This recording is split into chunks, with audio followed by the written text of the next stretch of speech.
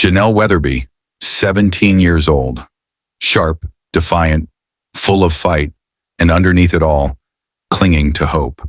Her smile could shift a room. She had this way of tilting her head when she was thinking, eyes narrowed, lips tight, as if she was trying to see straight through the world's lies. She had plans, college applications hidden in the bottom drawer of her desk, half-written poems saved to her phone under code names, dreams too delicate to share with a mother who wouldn't understand. Janelle had learned the art of silence early. She knew the rules. Don't slam the door, don't leave dishes in the sink, don't ask where the money went, and above all, don't bring a boy home. Not him, not anyone. Her mother, Teresa, didn't just dislike the idea of Janelle dating. She feared it, not because she was overprotective, but because her world was so brittle, so warped by years of meth and misery, that any hint of independence in Janelle felt like a personal betrayal. Teresa Weatherby was 44, but she looked decades older. Her once pretty features had hollowed into sharp edges. Her voice could swing from syrupy sweetness to venomous shrieking in seconds.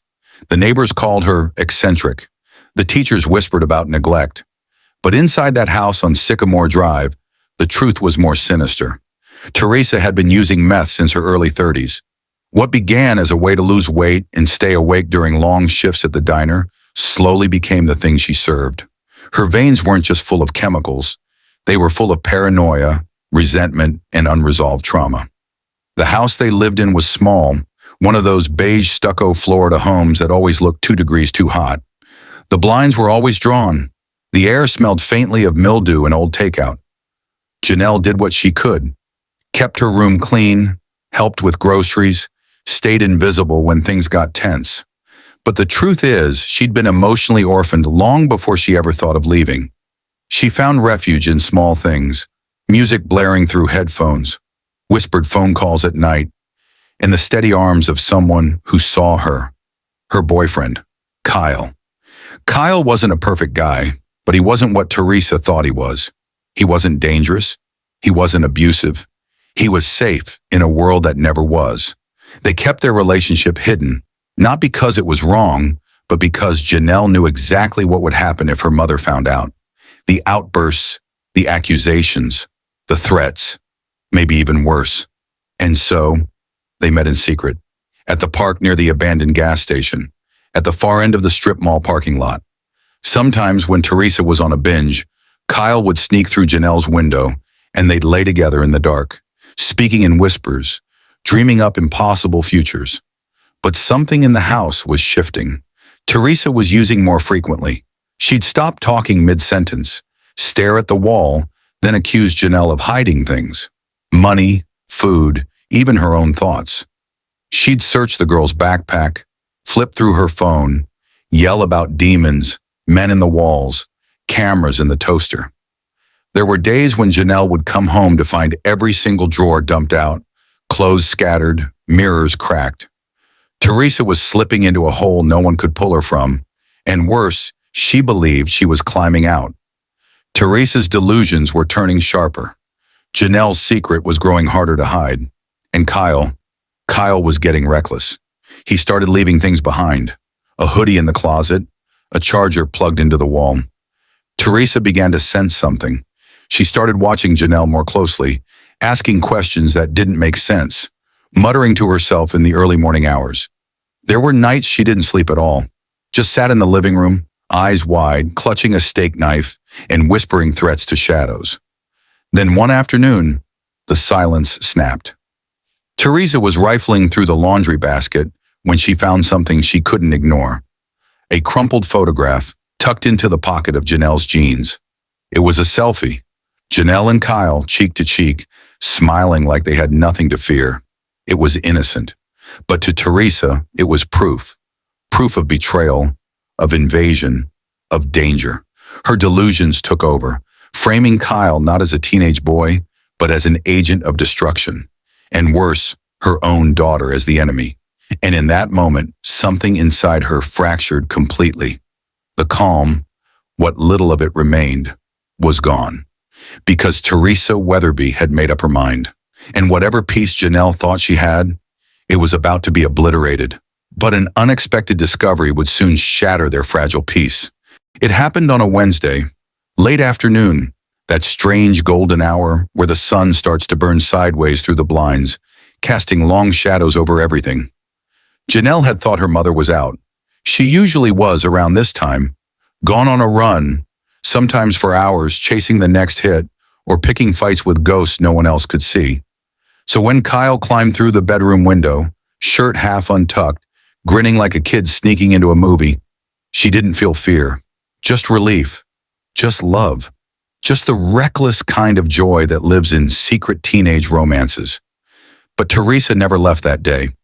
She was in the garage, sitting in the dark, rocking slightly, smoking the end of a blunt she didn't remember lighting. She was waiting. For what, she couldn't say. But something told her to stay home. Something told her Janelle was hiding something bigger. Something vile. That's how the voices in her head framed it. Vile. Unclean. Poisonous. She heard the giggles first, the thud of footsteps, a door closing, and something inside her snapped. There was no warning, no knock, no shouting. Teresa didn't even pause. She kicked in the bedroom door with such force the knob left a deep dent in the drywall. Kyle barely had time to pull up his jeans. Janelle screamed, not out of guilt, but sheer terror. Her mother's face was twisted into something inhuman. Lips curled back, eyes glassy, pupils dilated into black holes. "You brought him into my house?" Teresa hissed, her voice scraping the edge of sanity. Kyle stood frozen. Janelle tried to speak, tried to calm her down, but Teresa wasn't hearing her anymore. Her thoughts were 1,000 knives crashing into each other. She lunged, pushed Kyle so hard he stumbled back and fell against the dresser. Then she grabbed Janelle by the wrist, yanked her forward, and shoved her into the hallway. The house seemed to shrink. The walls bent inward. Every second was a century. Janelle was crying now, begging her mother to stop. "He's not hurting me, Mom. He's not." But the words were useless. Teresa was somewhere else, some fog of rage and hallucination that devoured reason whole. And then she saw it, in the front yard by the half-dead flower bed. A chipped, stupid-looking garden gnome, about a foot tall, painted red cap, long beard, one hand raised in greeting. To anyone else, it was lawn junk. To Teresa, it was a weapon, divine justice, retribution in ceramic form. She stormed outside barefoot, eyes wild, and ripped it from the soil. The base cracked as she yanked. It didn't matter. Janelle didn't run. She just stood there trembling, arms half raised, still hoping that her mother would come back to herself. She didn't. Teresa swung the gnome with both hands like a club, and the first blow came fast, to the temple, a sickening crunch. Janelle collapsed instantly, screamed once, then tried to crawl. Blood poured onto the linoleum. The second blow came seconds later, then the third, then more. Kyle, in pure shock, ran. Out the back. Over the fence. He'd never seen anything like it. No one had. He didn't stop running until he reached the edge of the block, barefoot and breathless, dialing 911 with shaking hands, his voice barely audible through the sobs. Inside, Teresa knelt over her daughter's body, breathing heavy. Her hands were covered in blood. Her shirt was soaked. The gnome lay cracked in half next to her, one eye missing, its smile now caked in red. She didn't cry. She didn't scream. She just rocked again, muttering prayers, or curses, or both. For nearly 15 minutes, she sat like that, rocking, chanting, surrounded by the wreckage of her own madness. The first to arrive were the neighbors, drawn by the screams, then the sirens. Red and blue lights flooded the small cul-de-sac. Officers entered the home with guns drawn. What they found would haunt them for years. Janelle was lying face down in a pool of blood, her head brutally fractured, skull visibly deformed. Bits of ceramic were lodged in her scalp. Defensive wounds marked her arms. Signs that she'd tried at first to protect herself. But the assault had been too vicious, too fast, too final. Teresa was taken into custody without resistance. She didn't ask where they were taking her, didn't seem confused. She only asked one thing over and over. Did the demon die? That's how far gone she was. The investigation that followed painted a devastating picture. Detectives combed through the house, piecing together the timeline through phone records, witness statements, and a mountain of digital debris. Janelle's phone was found under the bed, screen cracked, still lit up with a text she never got to finish. TikTok videos from the previous night showed her dancing, laughing, her last recorded moments of happiness. Notes exchanged with Kyle revealed her fear, her plans to leave, and her dreams of starting fresh somewhere far from Spring Hill. One detail in particular chilled investigators. A voice memo from Janelle, recorded just 3 days before her death. In it, she described waking up to her mother standing over her, whispering to the ceiling. She said she felt watched, unsafe. She was planning to tell someone, maybe her aunt, maybe a teacher. But she waited. Too long. Teresa was charged with second-degree murder. No plea for insanity was accepted. The prosecution didn't need to embellish. The evidence spoke loud enough. The photos, the blood, the gnome, still tagged and bagged as Exhibit A. Neighbors, classmates, teachers, all stunned. None of them had seen this coming. Or perhaps, worse, they had, in subtle ways. The bruises explained away. The missed classes, the way Janelle flinched when someone raised their voice. By the time the trial began, Janelle had been reduced to a cautionary tale. A photo on a poster. Another name in a long line of girls failed by the people who were supposed to love them most. If you're engrossed in this harrowing tale, please like, subscribe, and share your thoughts in the comments below. Your engagement helps us bring more stories to light. Stories that matter. Stories that deserve to be told, no matter how dark they may be. What followed was a parade of horror. Forensic reports detailed the trauma with clinical coldness. Janelle's injuries were described as massive blunt force trauma to the cranial region, consistent with repeated strikes from a dense, irregular object. One detective, hardened by decades of violent crime, reportedly walked out of the autopsy room mid-report. Kyle testified, visibly broken. His voice shook as he described what he saw. The laughter that turned into screams. The mother who became a monster. The girl he loved dying before his eyes. And Teresa? She sat stone-faced during most of it, occasionally rocking, occasionally muttering, but otherwise silent. When the verdict was finally read, guilty, there was no reaction from her. She simply blinked.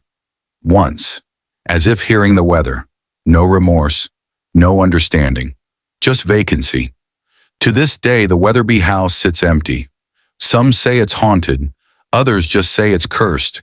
Either way, no one stays there for long. Janelle Weatherby was buried in a white coffin lined with pressed lilacs, her favorite flower. At the funeral, Kyle stood in the back, clutching a letter she wrote, but never sent. A letter that began with 3 words. I'm leaving soon. She never got the chance. The courtroom was cold. Teresa Weatherby entered wearing the same dead expression she had at the scene of the crime. Shackled, orange jumpsuit, greasy hair tucked behind her ears, no makeup. No tears. Nothing left of the woman her neighbors once knew, if they ever knew her at all. The prosecution came in with fire. They laid it all bare. The digital evidence, the toxicology reports, the brutal autopsy photos that no one wanted to see but couldn't look away from. There were texts from Teresa's dealer timestamped just hours before the killing. Surveillance footage from a gas station where she bought a lighter and cigarettes with a hollow stare, muttering to herself. There were voicemails she left on her sister's phone, half incoherent, accusing her daughter of plotting against her. And there was the gnome, still broken, still stained, still unmistakable. Kyle testified again, quieter this time, the trauma etched into his face. He described what he saw with the detachment of someone who had replayed it 1,000 times in his head and still couldn't make it make sense. When he finished, he apologized to Janelle's father. Over and over. I'm sorry, I couldn't stop her. Janelle's father sat in the front row every single day. Didn't miss a minute. He hadn't lived with them in years. They divorced when Janelle was 8. But he came back for this. Eyes red, jaw tight, hands always clenched. When the verdict came, guilty on all counts, there was no applause. No relief. Just silence. Teresa showed no reaction, no anger, no denial. Just blinked, just once. She was sentenced to life without parole. Outside the courthouse, reporters swarmed. Microphones were shoved into faces. "How do you feel about the verdict?" one asked Janelle's aunt, who had been raising money for the funeral. Her answer was quiet. "There's no winning. A child is dead. A mother's gone. That's not justice. That's loss." The public's reaction was divided. Some demanded stricter sentences for drug-fueled crimes. Others blamed the system for letting Teresa spiral so far out of control without intervention. But nearly everyone agreed on one thing: this never should have happened. And yet it did. In Spring Hill, the news spread like a virus. For a while, nothing else mattered. The Weatherby house was boarded up, the lawn overgrown. Kids dared each other to peek inside. No one stayed long. One teenager said they could still see the bloodstains. Others claimed to hear whispering, but most just avoided it altogether. Janelle's friends put together a vigil at the local park. They lit candles, played her favorite songs, released white balloons into the sky. Some cried.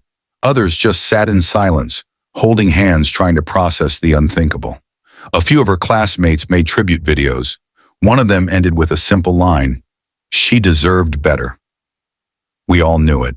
We just didn't know how bad it was. Her teachers remembered her as sharp, polite, always helping others. One recalled a day when Janelle stayed after class to clean up the desks, saying her mom would be late picking her up. "She always seemed older than her age," the teacher said, "like she was carrying something heavy." That weight was real, and it crushed her. Behind the tragedy, though, was a much bigger problem. Methamphetamine didn't just kill Janelle. It hollowed out her mother until nothing was left but paranoia, violence, and delusion. The drug was the silent architect of this entire nightmare, weaving itself into every scene like a phantom no one could stop. Experts weighed in on national talk shows.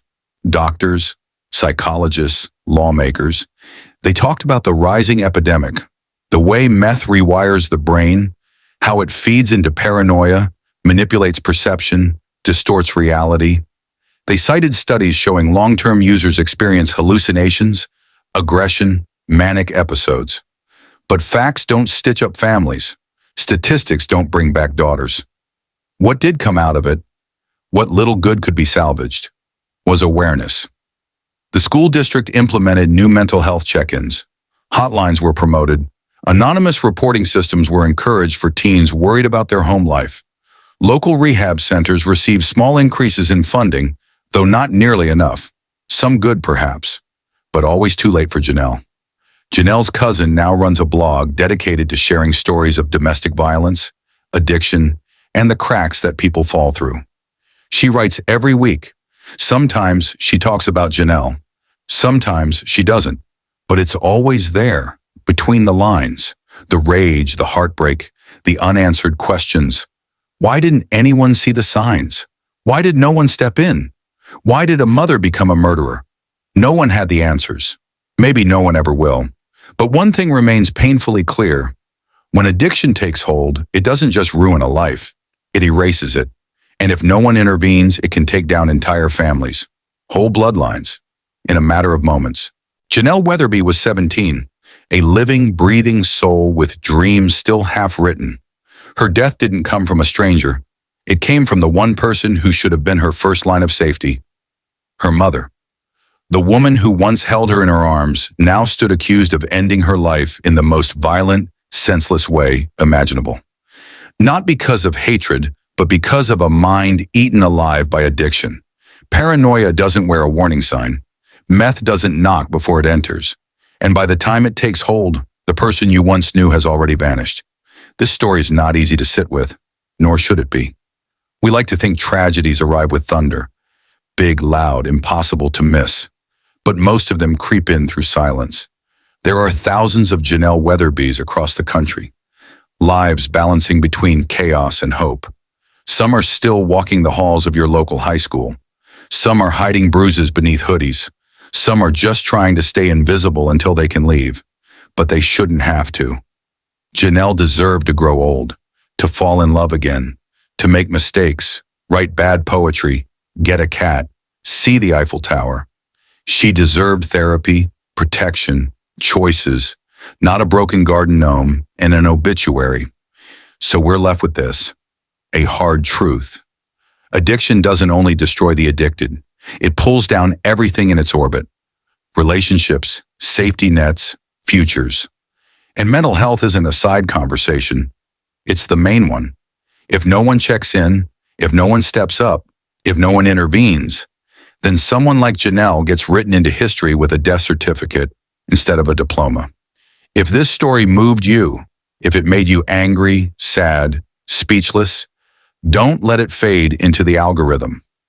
Like this video, leave a comment, tell us what this made you think about. Subscribe to the channel so more voices like Janelle's don't go unheard. And share the story, not for views, not for clicks, but because silence is how things like this stay buried, and awareness is how we start to dig them up. Let Janelle's name be remembered, not just for how she died, but for who she could have become. You've been watching Real-Time True Crime 911. Thank you for being here, for listening, for not looking away. We'll see you in the next. Stay safe and stay aware.